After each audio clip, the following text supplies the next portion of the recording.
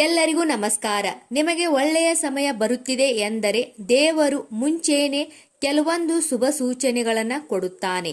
ಮೊದಲನೇದು, ನೀವು ಏನಾದರೂ ದೇವರಲ್ಲಿ ಬೇಡಿಕೊಂಡಾಗ ಯಾರಾದರೂ ಗಂಟೆ ಬಾರಿಸಿದರೆ ನೀವು ಅಂದುಕೊಂಡ ವಿಷಯ ನೆರವೇರುತ್ತದೆ. ಒಳ್ಳೆಯ ಕನಸು ಬಿದ್ದು ನಿಮಗೆ ಎಚ್ಚರವಾದರೆ ನಿಮ್ಮ ಜೀವನದಲ್ಲಿ ಒಳ್ಳೆಯದಾಗುತ್ತದೆ ಎಂದು ಇದರ ಅರ್ಥ. ನಿಮ್ಮ ಮನೆಯ ಹತ್ತಿರ ಇರುವ ಮರದಲ್ಲಿ ಹಕ್ಕಿ ಬಂದು ಆ ಮರದಲ್ಲಿ ಗೂಡು ಕಟ್ಟಿದರೆ ಇದು ನಿಮಗೆ ಒಂದು ಶುಭ ಸಂಕೇತವಾಗಿದೆ.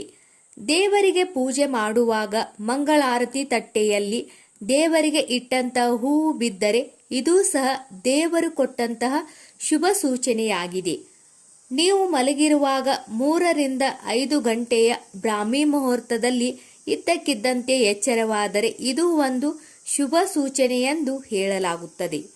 ದೇವಸ್ಥಾನದಲ್ಲಿ ದೇವರಿಗೆ ನೀವೇನಾದರೂ ಬೇಡಿಕೊಂಡಂತಹ ಸಮಯದಲ್ಲಿ ದೇವರು ಬಲಗಡೆ ಹೂವು ಬಿದ್ದರೆ ನೀವು ಬೇಡಿರುವ ಕೋರಿಕೆ ನೆರವೇರುತ್ತದೆ. ನಿಮ್ಮ ಮನೆಗೆ ಹಸು ಏನಾದರೂ ಬಂದರೆ ದೇವರು ಬಂದಂತೆ. ಆ ಹಸುವಿಗೆ ನೀವು ಆಹಾರವನ್ನು ಕೊಟ್ಟರೆ ನಿಮ್ಮ ಕಷ್ಟಗಳು ಬೇಗನೆ ನಿವಾರಣೆಯಾಗುತ್ತದೆ. ದೇವರಿಗೆ ಪೂಜೆಯನ್ನು ಸಲ್ಲಿಸಿ ತೆಂಗಿನಕಾಯಿ ಒಡೆದಾಗ ಅದರಲ್ಲಿ ಹೂವು ಇದ್ದರೆ ಮುಂದೆ ನಿಮಗೆ ಏನೋ ಒಳ್ಳೆಯದಾಗುತ್ತದೆ ಎಂದು ಅರ್ಥ. ನಮಗೆ ಕೆಲವೊಂದು ಬಾರಿ ಕಾರಣವಿಲ್ಲದೇನೆ ಖುಷಿಯಾದಾಗ, ಅಂದರೆ ಮನಸ್ಸು ನೆಮ್ಮದಿಯಿಂದ ಯಾದಿಂತಾದರೆ ಮುಂದೆ ಒಳ್ಳೆಯದಾಗುತ್ತದೆ ಎಂದು ಇದರ ಅರ್ಥ.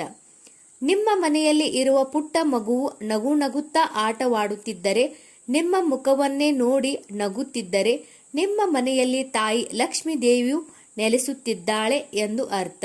ಈ ವಿಡಿಯೋದಲ್ಲಿರುವ ಮಾಹಿತಿ ನಿಮಗೆ ಇಷ್ಟವಾದರೆ ದಯವಿಟ್ಟು ನಮ್ಮ ಚಾನಲ್ ಸಬ್ಸ್ಕ್ರೈಬ್ ಮಾಡಿ, ಹಾಗೆ ವಿಡಿಯೋಗೆ ಲೈಕ್ ಮಾಡಿ.